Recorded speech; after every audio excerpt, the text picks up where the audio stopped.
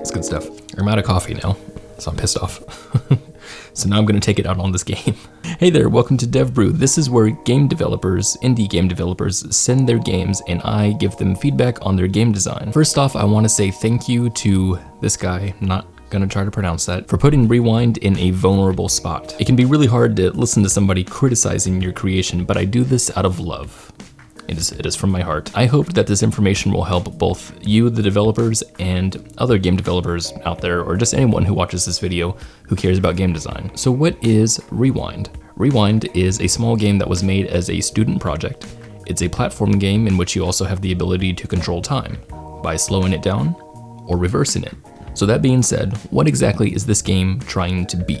1, I think this game is trying to be a skill-based platform game. 2, I think this game is trying to set up context through story. And 3, I think this game is trying to be lighthearted and humorous throughout the whole thing. Now when I say skill-based platformer, what I mean is a platformer that doesn't rely on puzzles, but instead relies on platforming skills as the main way to progress. I say this because the game requires a lot of fast decisions rather than slow, methodical thinking. So does it succeed?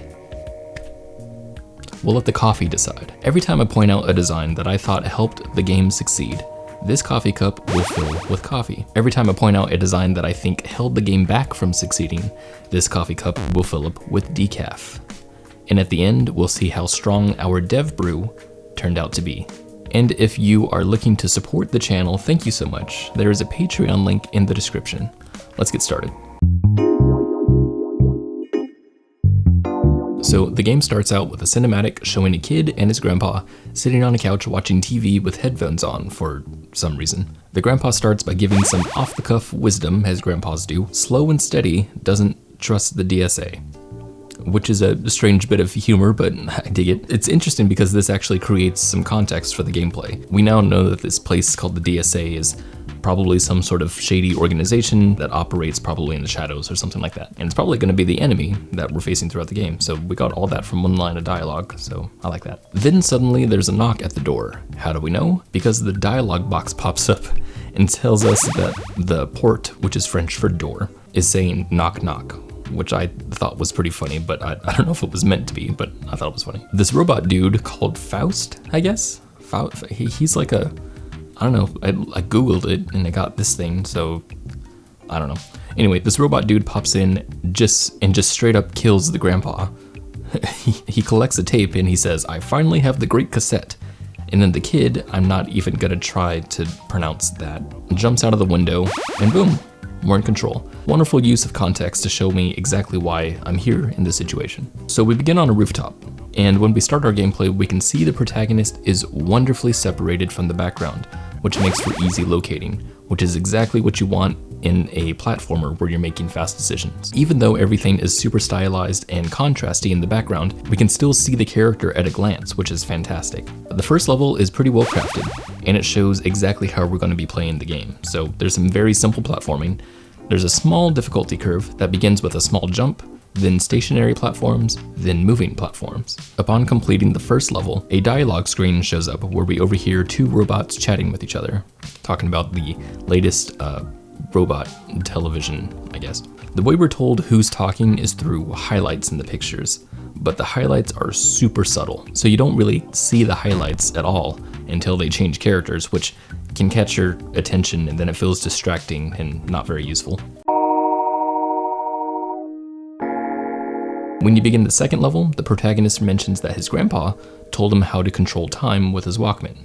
80s technology was pretty crazy. And the way they teach you this is great. There's a robot walking on the rooftop right near you, but he's raised up a little bit so that you can see him, but you can't accidentally run into him. Then if you use the time control at this time, you'll see the robot slow down, which is awesome. But why didn't you use the rain? It's raining in this scene, and it would have been so dope to see the rain just slow down.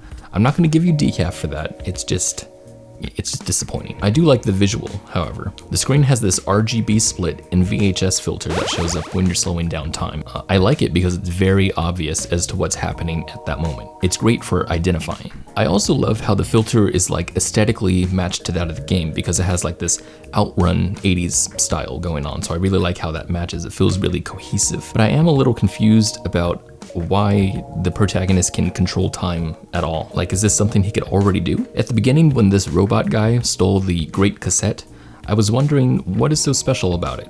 I thought that maybe it had some sort of special time controlling powers or something, but the robot guy stole the cassette, which means I don't have it. So I guess the protagonist could already control time? I guess because the grandpa is known as the Great Papi, his grandson must also be great. So I guess, I don't know, they can just control time? I don't know. Something I feel could have been a little bit better is the time control meter. The meter is pretty good because of how colorful it is, and I really like how the entire thing like acts as a meter, but I don't really see it when my eyes are focused on platforming. I died a couple times later on in the game because I didn't know how much power I had left. This isn't really much of an issue, but it can become one if you decide to make this game any bigger. The reason why I died here instead of other places in the game is because I was trying to use time control in a much bigger sense. Usually you're doing pretty small challenges, which is a subject all its own, and we'll come back to that. So when you do these really small challenges, there's no need to use the meter very much. And because of that, I feel perfectly fine ignoring the meter, even though it has a finite resource. It's when I'm using the meter for much bigger challenges that it starts to get annoying when I'm not able to see it while I'm platforming. Like in Breath of the Wild, when you use stamina, it appears right next to Link. Imagine if we move that meter all the way up here. That would be annoying. I do, however, appreciate that the meter changes color depending on what power you're using. That's a very nice touch. Although the text could be a little bit bigger. So after learning how to slow things down, we get to these platforms which are moving like super fast, meaning we need to slow them down. So we do, and then we jump, and then we die, and then we feel stupid because we hit that electric wiring. But why did that happen? I feel like I'm smart enough to not just jump straight into hazards. Well, lucky for me, I get to blame level design. The way the platforms are introduced in the very beginning was through jumping. So you get to an edge, you see a platform, and then you jump. That makes a bit of a pattern that the player gets used to. So when we get here, new players will probably do the same thing. They'll jump to the platform. But because this is the first time we're introducing the hazard, and because it's at jump height, and because it blends in with the background, it doesn't really catch your eye. So the players will probably jump, die, then feel stupid. And because that hazard wasn't ever set in my brain, I kept dying over and over even though I knew the hazard was there. I think the hazard should just be raised up a little bit more so it's not right at jump height. So after that hazard, we go forward a bit and you see two platforms that need to slow down in order to get across. Now this part is a little bit strange because slowing down these platforms only means you're slowing them down. They don't stop. So when you hop onto them, you're still traveling upwards, which means the camera follows you and the building that you need to get across to ends up disappearing below the edge of the screen. The camera system in this game keeps you in the center. So when you travel upwards but you need to go down, you gotta take a leap of faith. How I would approach this is either by zooming the camera out during these kinds of sections, or by creating a different kind of challenge altogether, one that doesn't go out of the camera's range. So after that, we get to another dialogue scene with Gerard and XX_ICO_XX, which is just silly. And then we enter a training facility, and this is where we learn to reverse time. The first thing we're given is a door that closes right in front of us, which is the perfect way of showing the player what they can do with this kind of mechanic. The door is designed to look really, really heavy because it's made of steel and it even has a wheel on the front, so it looks pretty immovable. So it makes sense that the only way to open it would be to reverse time. Imagine if that door was made of wood and it just shut like a regular door. Using time reversal would not be as obvious. Then after that, we enter a room with a bunch of lasers, which is, a bunch of lasers. I wasn't able to see the next cutscene in this game because of a bug, but I think the protagonist goes into the evil lair via some sort of toxic waste area, so I think that's what happens. In this waste area, we're introduced to fans, which makes you float upward in a nice little compact way. And what's really cool about these fans is that using the reverse time mechanic makes them attract to you instead of push. And that's a really interesting thing. It's like using time to platform. But this is where we need to talk about this mechanic a little bit. This gameplay is overall very straightforward. I've been pointing out all the times that this game introduces you to the mechanics, and their introductions are awesome, but the gameplay never really moves on from there. It would seem like this game is trying to do the Portal kind of structure, where it's like 80% tutorial, except Portal's reasoning for this is because the puzzles get super complex, and they need everything introduced very slowly so that the player is able to think fourth dimensionally. But in Rewind, there's never any complex puzzles that require this time-focused thinking. We have lots of challenges that are very, very simple. Platforms too fast, slow time down. Door shuts, reverse time.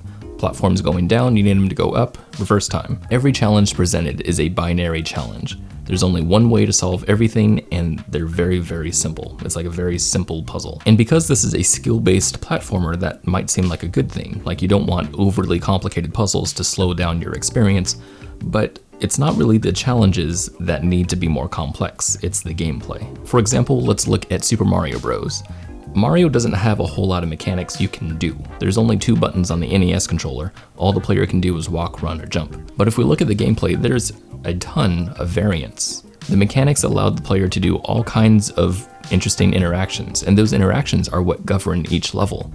The Mario games specifically start their games with some kind of interaction and then grows them in complexity throughout the level. Actually, you know what? Let's use a more like modern example. I know that a lot of people have been talking about Celeste. I haven't played it yet. I'm gonna go play it real quick. Okay, literally I just played the first chapter of Celeste, and yeah, this works. So the game gives this tool set, so far, because I've only played chapter 1. They give their tool set of jumping, climbing, and dashing. These are all tools that the player can use to problem solve. The more steps the player has to think about, the more interesting the gameplay becomes, and the more skilled the player can feel after finishing a challenge. The main issue that I have with Rewind's gameplay is how little each challenge takes to problem solve. Most of the challenges are one note. Now compare this to Celeste. I know, I'm sorry. The challenges take a lot of effort to think about. All of these steps here are going through your brain. It's really engaging because once you pull off all the steps, you feel really good about what you did because you solved the problem with your skill set. Out of coffee. Very sad now. I haven't researched a ton of level design, so I'm no expert, but it seems like whenever a developer wants to create a level, they have an idea that they want to convey throughout that level. And that idea can be anything from challenging the player with one challenge at a time to teaching the player how to master movement through iteration. So for Rewind, I would start with an idea that I want the player to experience, and then I would make that idea the crux of what the level was going to be. One way I could see this working is by asking what kinds of interactions are possible with time control. One thing I thought of that was really cool in this game was the act of climbing by reversing time on fans that are blowing downward. It's really interesting. So what if there was a level that was built around that idea? It just begins with one small climb, and then using the climbing to get to a platform, and then using climbing to get between platforms. Something like that I think would be much more engaging because it's more complex and it allows the player to use their skill set to problem solve. One way I think Rewind achieves being creative in its level design already is this moment that I saw with a saw blade in the middle of a moving platform. The platform is moving at a moderate speed, which is typical for a platformer, but since you have time control, it changes the way you use the platform. I could see an entire level based on this interaction alone. There was also another creative level design, this room that's filled with fans, and the point is to get through the fans by constantly switching between normal and reversed time.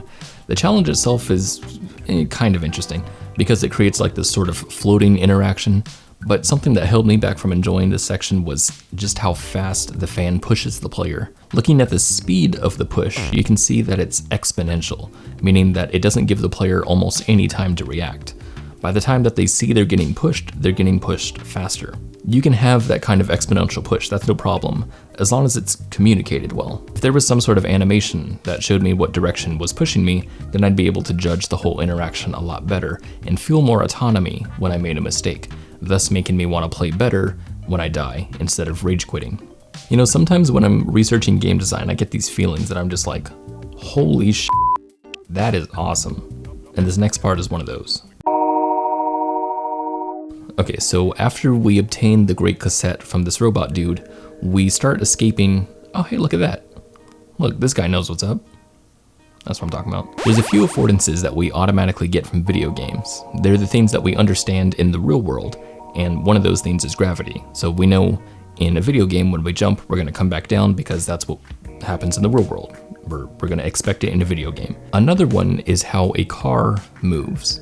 We understand that cars on the freeway go fast and they go one way. So with that expectation, what we have in this scene is essentially the same kind of platform challenge that we've had in other levels, except these platforms are shaped like cars. They're flying cars because future, so knowing that these are cars changes the way we view them. Suddenly using them as a way to travel feels more inventive than if we were just using regular platforms. But that's all they are, they're just platforms. I just find it so fascinating that this is essentially the same kind of challenge, just platforms, except they look like cars. And because they look like that, it really changes the way we use them. In the real world, we've never had these platforms, that just kind of rise and fall. We've had cars though. So now reversing time feels way cooler than it ever did before. It really feels like we're controlling time now, like the world is at our fingertips, like we have some good agency. And one of the coolest things about the design here is I didn't even think about reversing time until I came to this part. It was eye-opening. This giant traffic light is so big that it blocks your jump. So in order to get around it, you have to reverse time. This felt so good to me. It was the first time in the game that I felt powerful. This next part also feels very different just because cars are involved. So back in the nuclear waste area, there were these tubes that had gas clouds coming out of them. And the challenge was to spot the gaps and then jump through them in order to get past them. But jumping through these clouds just kind of felt silly because they're arbitrary, right? It's very video gamey. There's no correlation to real life. It's just there because, a challenge is needed. Here, even though it's pretty much the exact same challenge, again, the challenge feels more organic because it's real life traffic, and real life traffic usually has gaps in it. So when I slow down the traffic and jump through a gap, it feels more natural and thus powerful. The one other time that this mechanic feels really natural is with the last boss fight. The boss is this giant robot head, and in order to fight him, you have to take control of these rockets that your buddy is shooting. But because they're misaligned, you have to use time to control the rockets and steer them into the head. This kind of challenge feels really good to do. It's simplistic, but it takes more thought to pull off than most of everything else in the game. Okay, so now that we're at the end, let's see how we did.